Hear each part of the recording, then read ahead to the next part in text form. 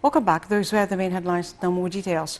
President Abdel Fattah al-Sisi gave his directives on Saturday to hold a comprehensive services system integrated with the national project of new roads across the country to guarantee the safety of the citizens and to realize economic benefits as well as affording more job opportunities. This came during a meeting of the head of state with Presidential Advisor for Urban Planning, General Amir Sayyid Ahmed, and the CEO of the National Company of Roads, Magdi Anwar.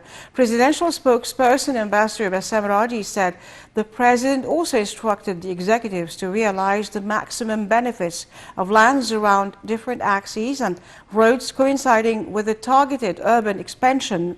Raji added that the meeting also tackled the executive situation of developing services around the new roads networks all over Egypt.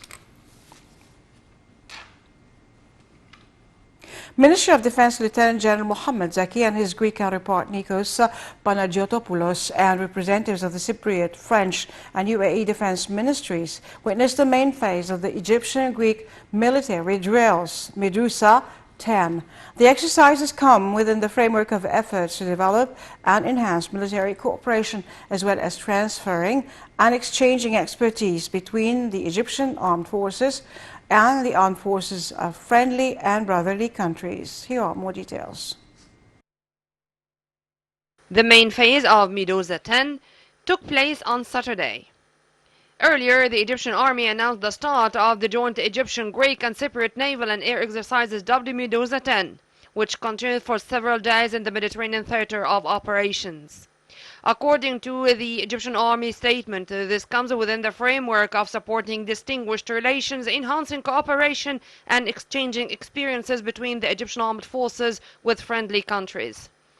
The joint Egyptian, Greek, and Cypriot naval air training Medusa 10 continued for several days in the scope of the Mediterranean theater of operations in the Arab Republic of Egypt, with the participation of elements from the Egyptian, Greek, Cypriot, French, and Emirati air forces, and each of Saudi Arabia, America, Bahrain, Sudan, Jordan, Italy, and Germany as observers.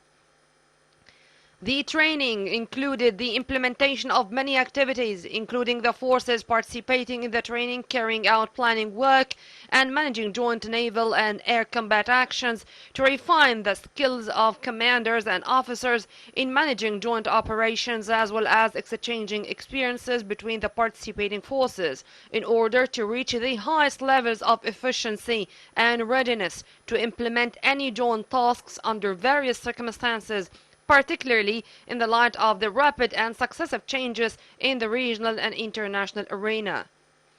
Participants in the training from all countries expressed their happiness with the warm reception and good organization, which comes in light of the growing partnership and military cooperation between the armed forces of Egypt and friendly countries, and the coordinating efforts and joint action to meet the challenges in the Mediterranean region.